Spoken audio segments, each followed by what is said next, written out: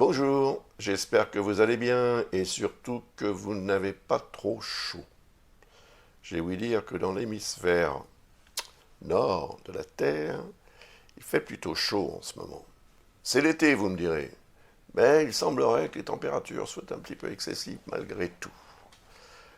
Actuellement, je suis à Osaka, au Japon, pendant quelques jours.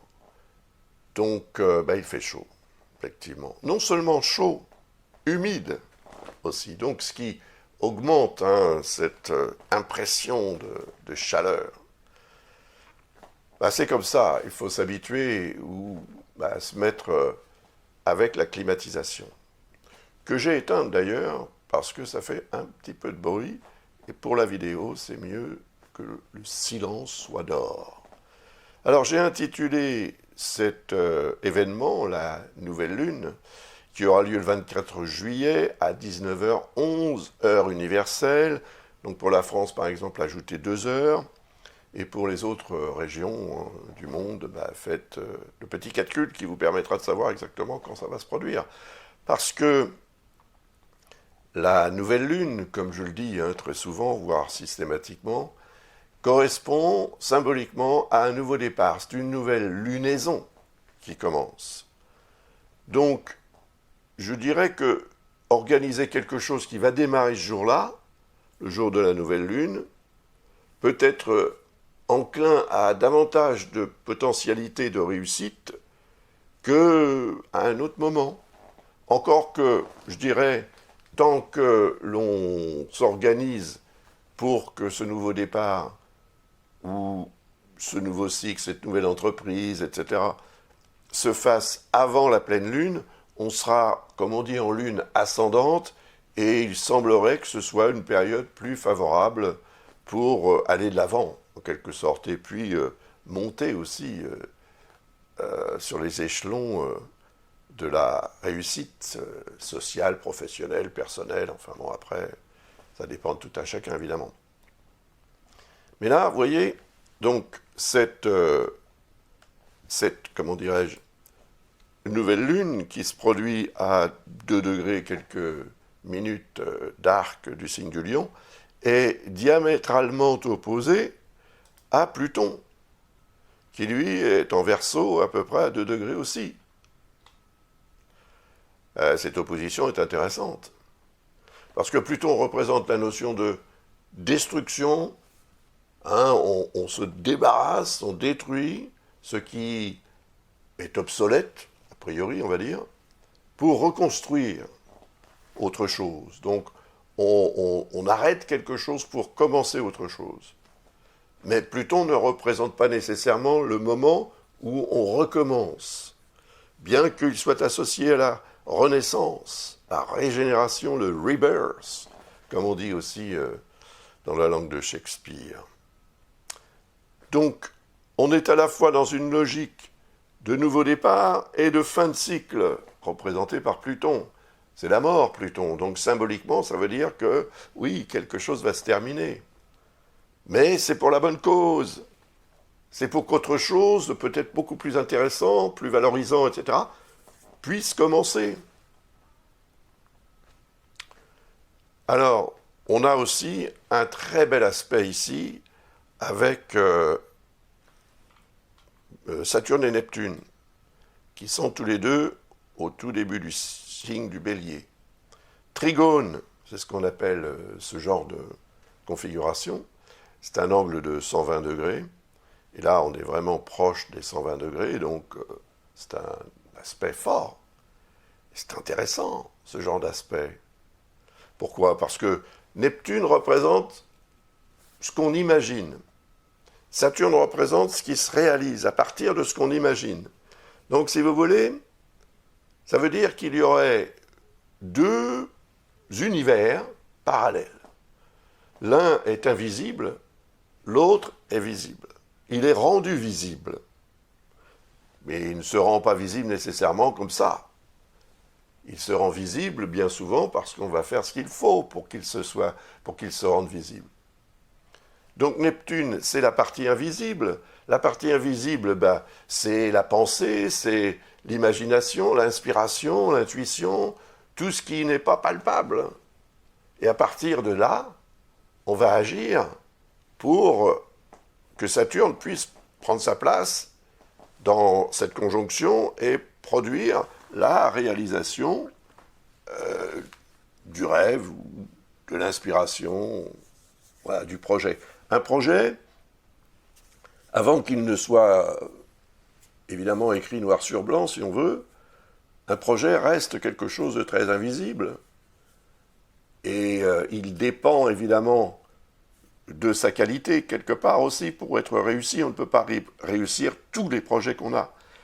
Mais là, on est quand même dans une logique assez intéressante sur ce plan de la réalisation, donc de la réussite. Parce que, en plus, on voit évidemment que Pluton est en harmonie avec Saturne et Neptune. Et étant donné qu'il va être déclenché par l'énergie de la Lune, quand elle va arriver à la longitude du Soleil, ben, ça va être le moment clé à choisir pour effectivement mettre en avant ce qui doit l'être pour que l'invisible devienne visible. Et concrètement, et durablement, Saturne représente le facteur temps. Donc ce que l'on va obtenir pendant cette période devrait normalement avoir des répercussions à long terme, voire à très long terme. Voilà, donc ça c'est intéressant. C'est intéressant, il va falloir en prendre compte, en apprécier, je dirais, la valeur. Parce qu'on n'a pas tous des projets. Mais ce serait bien d'en avoir un. Et si vous en avez un, le 24 juillet peut être un moment très intéressant pour le mettre à plat, pour l'imposer. Et pour vous l'imposer aux autres, l'imposer à votre vie. La réalisation concrète, la partie visible de votre rêve, tout à coup, va pouvoir effectivement se montrer telle qu'elle est, avec toute sa valeur et ses conséquences. Voilà, donc ça c'est la première étape. Après, il y en a une autre qui va correspondre à l'arrivée de la Lune à la longitude de Mercure. Alors ça va être évidemment un peu plus tard. Ce sera le lendemain. C'est pas beaucoup plus tard. Alors qu'est-ce que ça veut dire, vous voyez? Là, on est le 25, évidemment. Il est quoi, à peu près 16 heures, mais ça c'est l'heure de Londres, donc on va dire 15 heures, heure universelle. La Lune a rejoint Mercure. C'est l'étape suivante. Donc, je vous ai expliqué la valeur de cette conjonction Soleil-Lune au trigone de Saturne-Neptune, la partie visible et invisible. D'abord l'invisible, puis le visible. Comment dirais-je, les sacrifices aussi, et ce qui doit peut-être aussi disparaître au profit de ce qui va apparaître concrètement. Donc à partir de là, il y a une deuxième étape qui s'enclenche, c'est la communication, représentée par Mercure, c'est tout bête. Parce qu'il va falloir évidemment à un moment donné que vous expliquiez, que vous présentiez peut-être ce projet. Et que vous trouviez aussi peut-être des partenariats ou en tous les cas, que vous puissiez concrètement savoir le déroulement de ce que vous aurez à faire pour que cette partie invisible devienne visible et ce durablement, c'est le 25 juillet que vous allez pouvoir en parler, pouvoir y réfléchir, pouvoir mettre à plat ce projet. Et ce, peut-être chronologiquement. Parce qu'il est possible, selon la nature du projet, qu'il se réalise lorsque la Lune atteindra quoi? Saturne et Neptune, bien sûr. Et vous voyez où ils sont par rapport à la Lune ce jour-là. Eh bien, il y a 1, 2, 3, 4, 5, 6, 7 signes pour réaliser quelque chose dont vous allez parler, que vous allez réfléchir, mettre à plat, etc., le 25 juillet. Cela dit, on voit qu'il y a une quadrature ici, avec cette conjonction entre la petite lune noire, là, hein, et Vesta. Bon, il peut y avoir, et c'est le cas dans tout projet important, je dirais, des zones d'ombre. C'est-à-dire de ce que vous ne savez pas complètement, ce que vous pouvez peut-être imaginer ou espérer, mais sans être certain ou certaine de ce que vous allez obtenir et de ce qui va aussi vous mettre, entre guillemets, des bâtons dans les roues, peut-être, en tous les cas, produire un risque de ralentissement dû à ce que vous ne savez pas encore et qui va apparaître. Donc si vous vous préparez le 25 juillet à ce que vous ne savez pas encore, c'est difficile de se préparer à quelque chose qu'on ne sait pas. Cela dit, Vesta peut vous donner aussi une information utile. Vesta est là, et c'est l'astre qui représente cette notion d'harmonie. Donc, c'est vrai que pour que votre projet, si vous en avez un, ou votre situation, réussisse, il faut que la façon dont vous allez communiquer à son propos, Mercure, ne soit pas de nature à produire une déstabilisation ou un trouble chez l'autre, ou les autres, ou même en vous-même.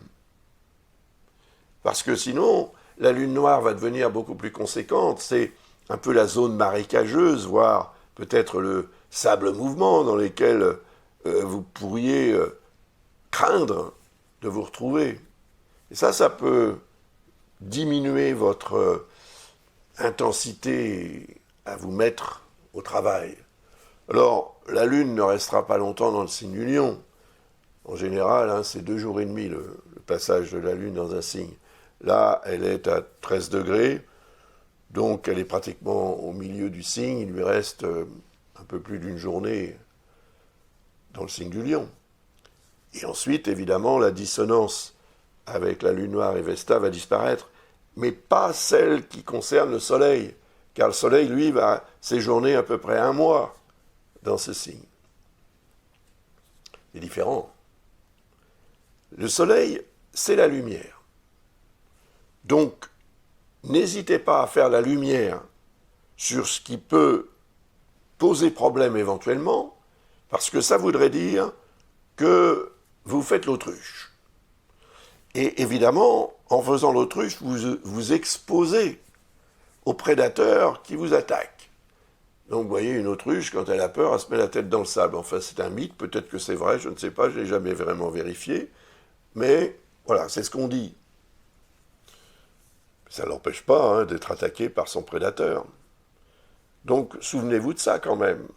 Parce que si vous ne faites pas l'autruche, vous allez pouvoir mettre en place un système de sécurité pour que l'énergie du Soleil vous permette de voir exactement cette zone marécageuse afin de ne pas vous y embourber. Parce que ça ne veut pas dire que vous ne réussiriez pas votre projet, mais ça peut le ralentir. Et quand on peut se passer de problèmes, on le fait, On n'a pas vraiment besoin d'avoir des problèmes. Donc, si vous vous engagez dans un processus de réalisation, faites en sorte d'être éclairé sur tout ce qui peut effectivement devenir une source de problème. Comme ça, vous gérerez avant que le problème ne se produise. Voilà, donc c'est ce qu'il va falloir vraiment, le 25 juillet, mettre en évidence. Mettre en évidence cette zone d'ombre. Alors, une ou plusieurs, bien sûr, mais bon. Parce que la Lune va continuer, évidemment, son périple, comme d'habitude, autour du zodiaque, et elle va passer en Vierge. Et elle va progresser dans le signe de la Vierge, et elle va arriver à la longitude d'une lunaire sud, hein, qui est ici, et de Mars. Hein. Alors attention, on va regarder ce que ça donne, parce que ça, c'est la suite. Vous avez réfléchi, organisé, mis noir sur blanc ce que vous voulez réaliser, ou l'ensemble de la situation pour mieux la gérer, et qu'est-ce qui se passe ensuite? On agit. L'action, c'est Mars. Alors voyons cette carte du ciel qui correspond à l'arrivée de la Lune, à la longitude d'une sud et de Mars. Hein, ça se produit quasiment en même temps. Pas tout à fait, mais presque. Voilà. Voilà cette conjonction. Alors il y a 2 étapes. Je crois que j'ai fait une carte pour la suivante. Oui, effectivement. Ça donne une heure. Hein. Là, il est 20h, c'est l'heure de Londres, encore une fois, donc 19h. 19h, heure universelle, le 28 juillet. Et l'arrivée de la Lune à la longitude d'une sud se produit un peu avant, toujours le 28 juillet, mais à midi, 11h. À 11h, heure universelle. C'est l'action, Mars. Parfait. Vous avez réfléchi, vous savez ce qu'il faut faire et ne pas faire. Vous vous appliquez à suivre ce programme pour en obtenir le meilleur. La Lune s'apprête à produire une opposition avec Saturne et Neptune. Et ça, ce sera le lendemain, donc le 29. On verra ça tout à l'heure. Le nœud sud représente ce que l'on doit laisser de côté. C'est-à-dire que là, étant donné que Mars est à côté, ça veut dire que le nœud sud représente ce qu'il ne faut pas faire. Ce qu'il faut peut-être même arrêter de faire. Et en prenant conscience de ça, et en agissant en conséquence, on agit pour ne pas agir à partir ou par rapport à certains détails ou paramètres du projet ou de la situation. On décide ça. Donc on arrête d'agir, en fait. Mais cette action d'arrêter d'agir, c'est une action. Et elle est donc représentée par Mars. Mais attention, parce que Mars, comme on le voit ici, forme une quadrature avec Vénus en Gémeaux. Il peut y avoir là un trouble affectif en lien avec le projet ou la situation qui nuirait à l'efficacité de l'action représentée par Mars, qui voudrait en fait arrêter d'agir par rapport à quelque chose ou quelqu'un qui n'a plus lieu d'être. Donc soit il s'agit d'une relation, soit d'un partenariat, soit aussi de certains détails importants qui revêtent peut-être pour vous un caractère affectif et que vous allez avoir du mal à laisser tomber, à abandonner. Et pourtant, le fait que la Lune arrive à la longitude d'une sud produit une opposition automatiquement avec le nœud nord, qui lui est en face, hein, ici, en Poisson. Donc, finalement, si vous réussissez ce prodige de décider de ne plus agir par rapport à ce qui, pour vous, et en fonction de ce projet ou cette situation, n'a plus lieu d'être, vous allez pouvoir vous libérer et avancer beaucoup plus légèrement, et ce, pas de façon péjorative, hein, vraiment plus légèrement vers le but à atteindre.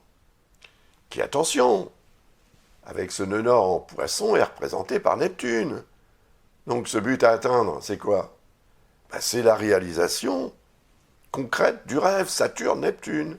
ou de votre inspiration, etc. Vous voyez, donc, c'est très important de prendre en considération que cette date du 28, alors d'abord à 11 heures, puis à 19 heures, donc on va dire pendant tout l'après-midi et dès la fin de la matinée, puis ça va dépendre aussi de la région où vous êtes. Si vous êtes au Canada, c'est une heure bien différente. Alors donc, prenez soin quand même de regarder à quelle heure ça va se produire chez vous, parce que ça peut vous donner aussi une information supplémentaire pour décider une action particulière, Mars, ce jour-là, afin que vous en tiriez le maximum, même s'il y a un stress affectif.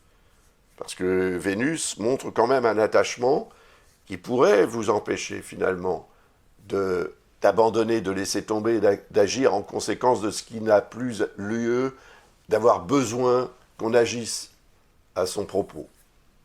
C'est un petit peu complexe. En plus, on a un quinconce de Chiron, qui est ici. Donc il n'est pas ici, il est ici. Donc ce quinconce, en fait, il impose une hésitation, ou il représente une forme d'hésitation qui est en lien avec la santé de votre situation, ou votre santé, carrément, c'est possible. Et là, on peut avoir tendance finalement à remettre au lendemain, à se dire, bon, on verra plus tard, parce que là, je suis très occupé, je suis désolé, mais je n'ai pas le temps de m'occuper de ça. Et ça n'est pas forcément la meilleure façon de fonctionner. On peut se retrouver beaucoup plus accaparé dans l'action par Vénus, donc cette question d'amour ou d'affectif qui interviendrait pour semer un peu la zizanie dans la décision nette et claire à prendre par rapport au nœud sud. Compliqué, mais intéressant, très intéressant.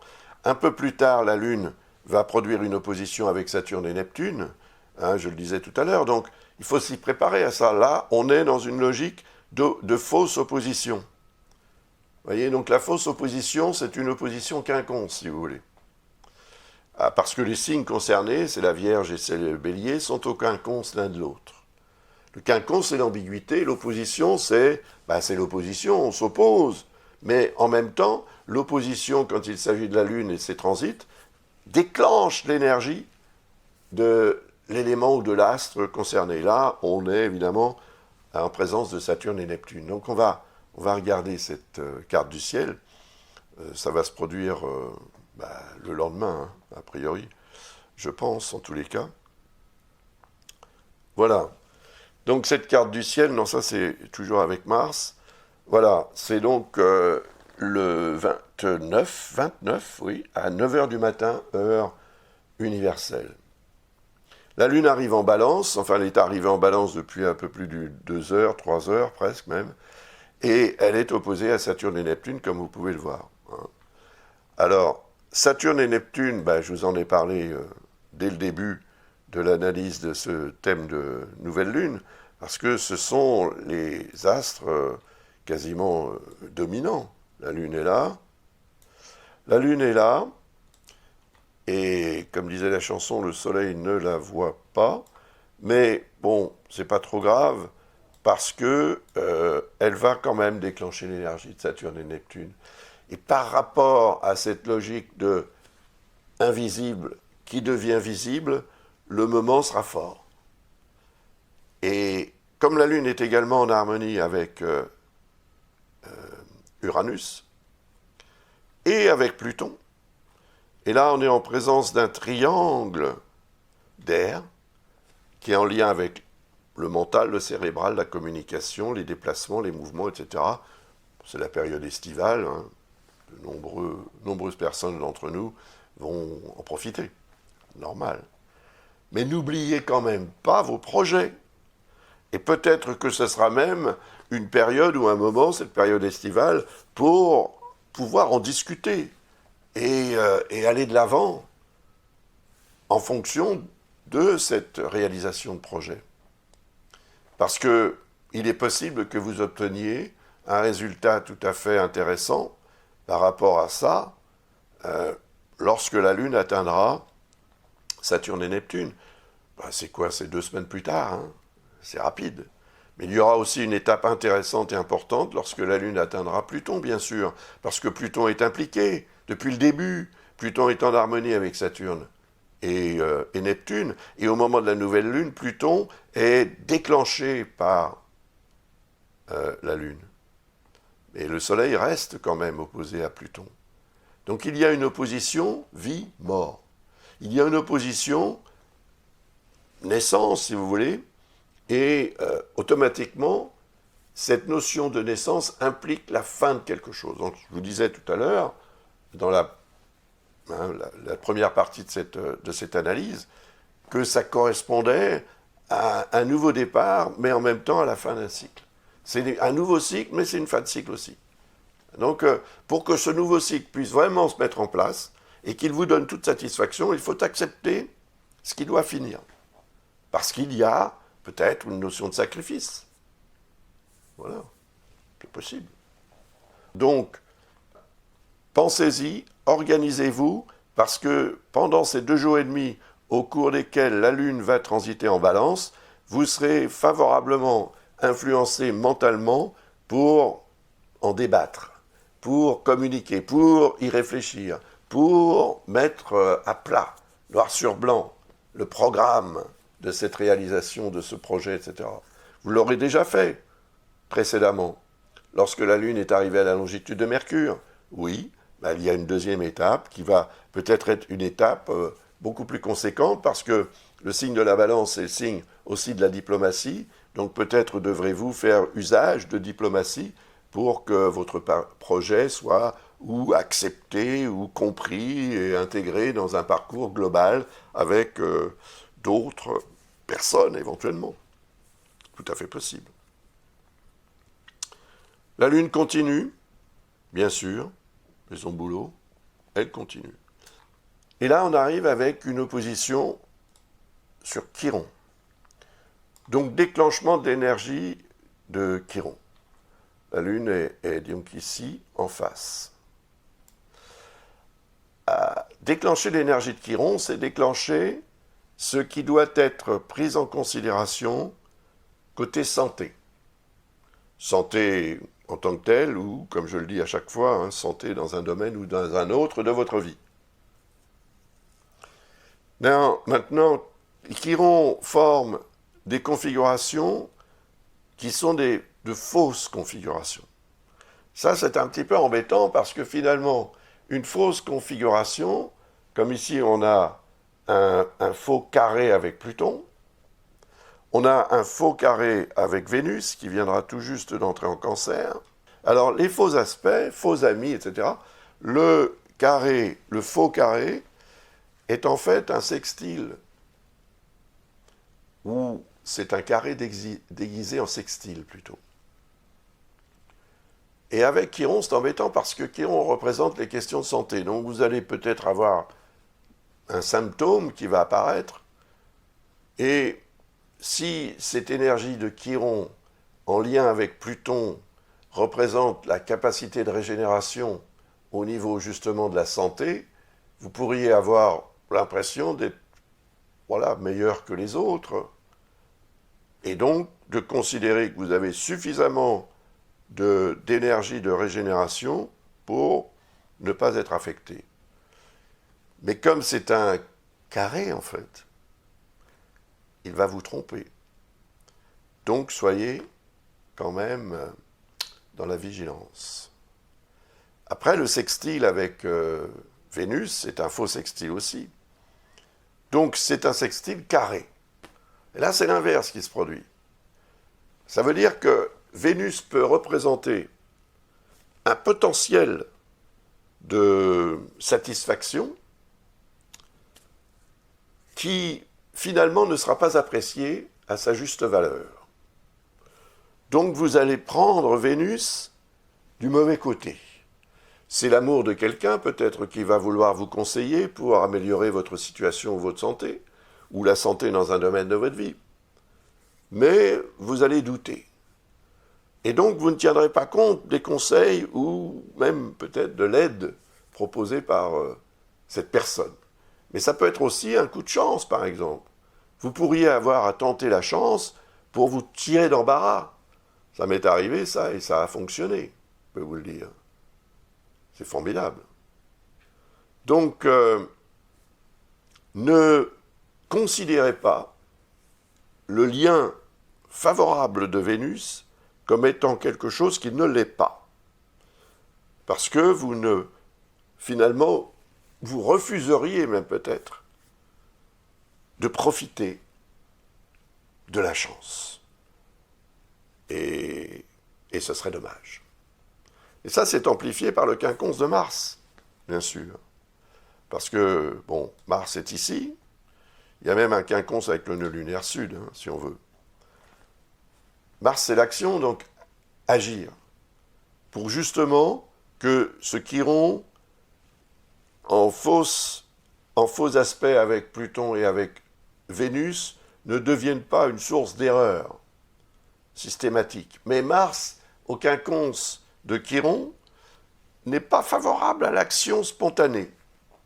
Donc vous pourriez avoir tendance, encore une fois, à faire l'autruche et à remettre au lendemain ce que vous devriez faire ce jour-là. Donc pensez-y, parce que même si vous êtes en parfaite santé, ou si tous les domaines de votre vie sont en parfaite santé, ils ne sont quand même pas non plus exempts d'un moment de faiblesse. Voilà. La Lune, après, va atteindre la Lune noire et Vesta. Et là, on va arriver dans une zone, une journée, et plutôt une heure même exactement, une zone un peu marécageuse, dont je vous ai déjà parlé précédemment, quand justement la Lune avait atteint la position de Mercure, qui est maintenant rétrograde d'ailleurs, enfin dans ce jour-là. Et ce jour-là, c'est le 1er août. C'est le 1er août à 21h. La Lune atteint la Lune noire et Vesta, donc elle synthétise, si vous voulez, ce qui a été dit à propos de la quadrature, qu'on voit ici d'ailleurs aussi avec Mercure, qui est ici conjoint au Soleil. Donc ça amplifie beaucoup l'énergie de Mercure. Mais Mercure est rétrograde. Ne l'oublions pas, c'est très important, parce que c'est une période, la rétrogradation de Mercure, propice aux erreurs qu'on peut commettre. Erreurs de parcours, erreurs de réflexion. Donc, vigilance. Ce jour-là, et pendant toute la période de rétrogradation de Mercure, je ne me souviens pas, là, comme ça, d'emblée des dates, mais vous pouvez les trouver facilement, ou sur Internet, ou dans les éphémérides, si vous les avez. Voilà. La Lune noire et Vesta. La zone d'ombre et l'harmonie. Pour que l'harmonie puisse vraiment s'imposer, et qu'elle ne pose pas question, il faut que cette zone d'ombre soit reconnue et traitée. Il y a une dissonance avec Mercure et le Soleil, donc il y a peut-être aussi, cette conjonction Soleil-Mercure, il y a peut-être aussi un refus de voir les choses telles qu'elles sont. Parce qu'on veut continuer d'aller dans le sens de ce que l'on veut réaliser, et donc on fait abstraction de ce qui pourrait devenir un caillou dans la chaussure, si vous voulez.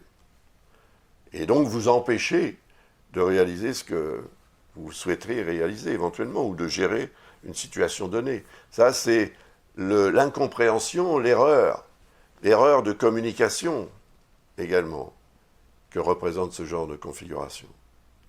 Alors, heureusement, Jupiter, qu'on voit ici, en Cancer, est en harmonie avec la Lune noire et compagnie.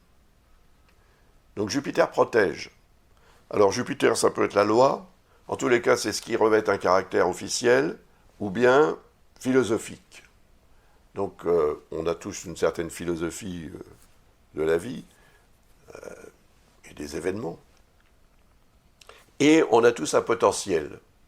C'est l'optimisme, l'enthousiasme qui nous permet d'avancer. Tant qu'il y a de la vie, il y a de l'espoir. C'est très Jupiter, ça. Et c'est l'ambition aussi, voire l'opportunisme. Il semble qu'une opportunité puisse effectivement se manifester ce jour-là, hein, donc le 1er août, en soirée. Il est tout à fait possible qu'une opportunité se présente. Mais, voyez, la dissonance Mercure-Soleil, avec cette lune noire et Vesta, montre que peut-être on n'en prendra pas conscience ou bien on refusera d'y croire. Ça, c'est terrible. Parce que vous allez passer à côté d'une opportunité qui ne se représentera peut-être jamais plus, pas de la même façon en tous les cas. Pensez-y. Ce sont les deux seules configurations qui impliquent cette conjonction lune noire Vesta, mais c'est du lourd quand même, hein. Donc, faites en sorte de bien éclairer cette zone d'inconsistance, d'incompréhension, etc., pour qu'elle soit comprise, justement. Et si Jupiter doit faire son travail, c'est un travail d'enseignement également. Donc peut-être qu'une démarche importante devra être faite ce jour-là pour obtenir quelque chose d'officiel qui va vous permettre de lever le voile sur cette zone d'ombre, ou tout au moins de ne plus être dans cette zone un peu marécageuse et inconfortable. Alors, que va-t-il se passer ensuite ? On va voir ça, on va regarder la carte suivante. C'est la carte du 3 août, à 7 heures du matin, avec une lune qui est à 0 degré 30 minutes, donc elle vient d'entrer 1 heure plus tôt dans le signe du Sagittaire. Regardez, elle est au trigone de cette conjonction Saturne-Neptune, au trigone aussi de la conjonction Soleil-Mercure, avec un Mercure toujours rétrograde bien évidemment, et au sextile de Pluton.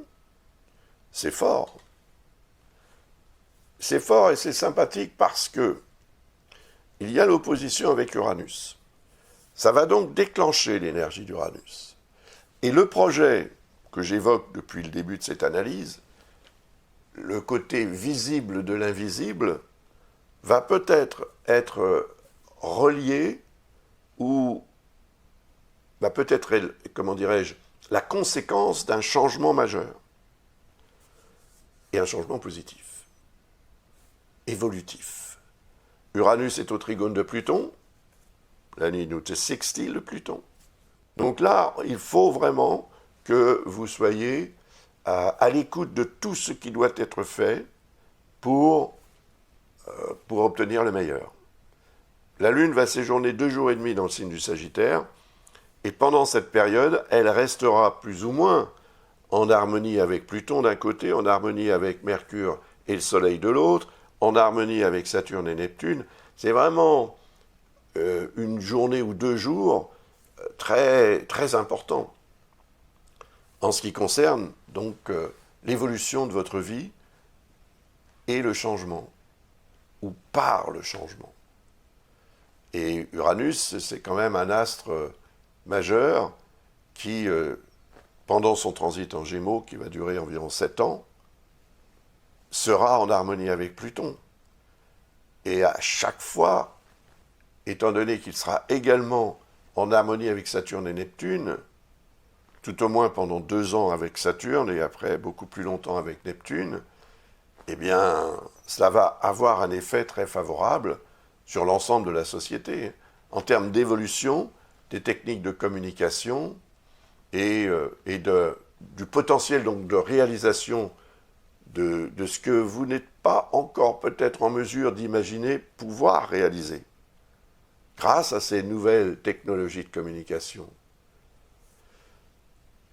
Et ces nouvelles technologies de communication vont vous être utiles pour mieux communiquer, tout simplement. Et en communiquant mieux, vous allez augmenter peut-être tout simplement votre chiffre d'affaires, ou mieux encore, votre vie tout entière. Voilà, ce sont les conseils que j'ai à vous donner pour cette journée, pour ces 2 jours, voire 2 jours et demi, que va durer le transit. Ensuite, la Lune va changer de signe pour passer, évidemment, en Capricorne. Vous voyez, ici, elle forme une opposition avec... oups, je prends plutôt ça, pour ça ira mieux. Donc, elle forme une opposition avec cette conjonction Vénus-Jupiter. Elle va donc déclencher l'énergie Vénus-Jupiter. Waouh!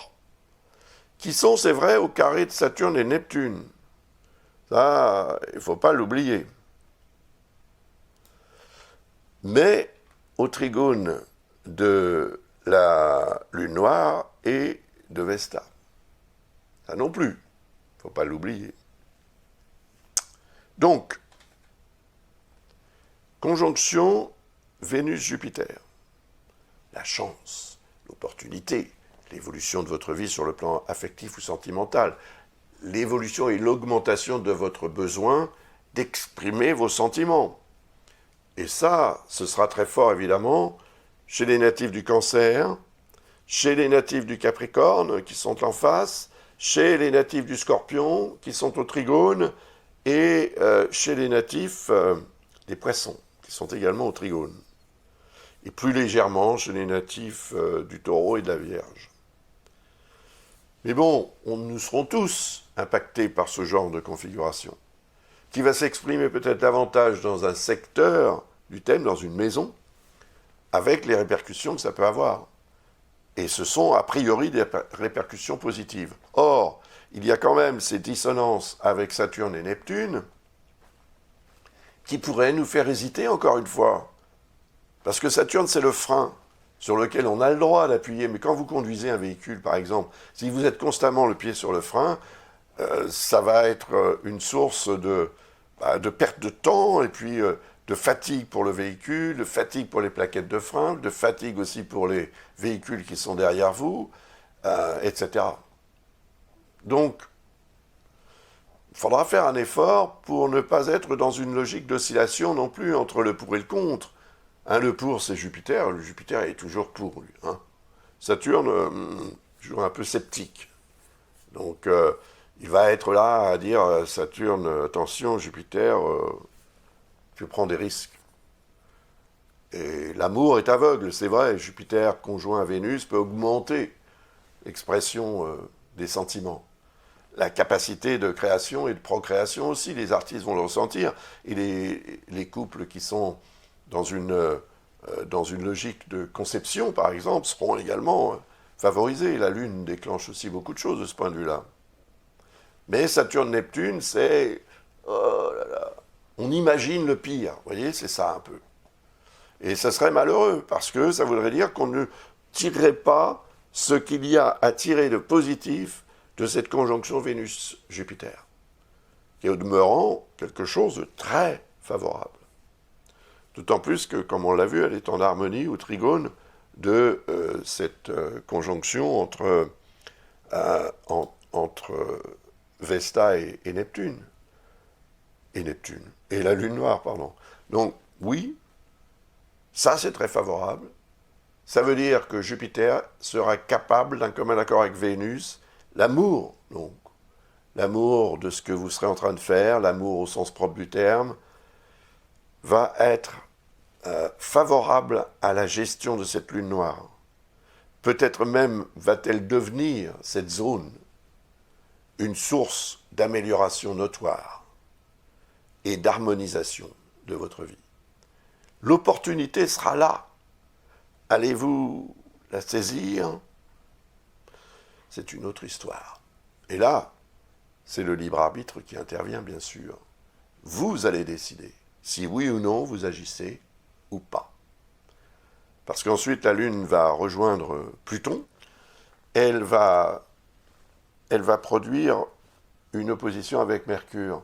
Ce que je vous disais tout à l'heure à propos de Mercure, c'est la capacité de communication, l'intellect, etc. Mercure est toujours rétrograde, encore rétrograde, donc moins d'efficacité dans la gestion neuronale des choses, mais on a un trigone avec Mars, là c'est un vrai, et on a aussi un trigone avec Uranus. Donc ce grand triangle qui est chapeauté par Saturne et Neptune, c'est en fait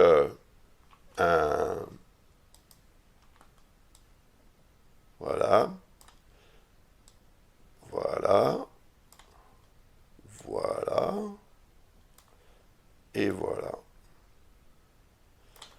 c'est un cerf-volant. Et l'axe de ce cerf-volant, c'est Saturne, Neptune, Mars. Action, attention et imagination. Ces trois capacités, ces trois talents vont entrer en action, effectivement, pour permettre la régénération, la transformation et le changement, ou inversement. Mais tout ça sera lié. Et c'est un tout petit peu avant la pleine lune que ça se produit. Donc, c'est une période d'exaltation aussi, au niveau émotionnel, au niveau perception, diverses. Et effectivement, quand la lune, voyez, va arriver à l'opposé du soleil, donc créer la pleine lune qui se produira le 9 août, à 7h56 du matin, bien sûr, sur l'axe Lion-Verseau. C'est une pleine lune qui va être en lien avec Uranus, puisqu'elle se produit en Verseau, signe d'Uranus. Le soleil, lui, reste en Lion pour l'instant, donc il est chez lui. Et cela augmente l'idée, en fait, que ce rapport entre la lune et le soleil ce jour-là, le 9 août, soit vraiment un moment d'exaltation et peut-être aussi le jour où une nouvelle invention va voir le jour, effectivement. Et dans votre vie, ça peut correspondre à une sorte d'apogée atteinte pour aller de l'avant et se préparer à la nouvelle lune qui aura lieu environ 2 semaines plus tard. Cette pleine lune, je l'analyserai en détail, mais on voit déjà qu'elle est quand même en dissonance avec Vesta et la lune noire, donc automatiquement le soleil aussi, vous voyez, et ça c'est quand même source de risque, encore une fois, de prendre sa vessie pour une lanterne. Voilà. Donc les erreurs sont humaines, mais quand on est prévenu et qu'on commet quand même l'erreur, c'est un petit peu parce qu'on le fait exprès. Et c'est ça qu'il faudra éviter pendant le courant de cette pleine lune que j'analyserai prochainement, enfin probablement aux alentours de la nouvelle lune que je viens de finir d'analyser pour vous. Voilà, donc je vous remercie de votre attention encore une fois. Je vous souhaite de bonnes vacances si vous êtes en vacances. N'oubliez pas l'astrologie. N'oubliez pas mes livres, peut-être aussi, si vous êtes intéressé par les ouvrages que j'ai écrits, pour continuer d'apprendre ou bien de vous perfectionner, ou tout simplement pour découvrir une nouvelle façon d'aborder les choses, qui est la mienne. Hein. Voilà. Donc, n'hésitez pas. Nous allons organiser avec toute l'équipe, que certains d'entre vous connaissent déjà pour avoir participé au séminaire de la fin du mois de mars 2025. Nous allons en organiser un autre au mois d'octobre qui aura trait à 2026. Et je vous annoncerai tout cela très prochainement. À bientôt donc. Au revoir.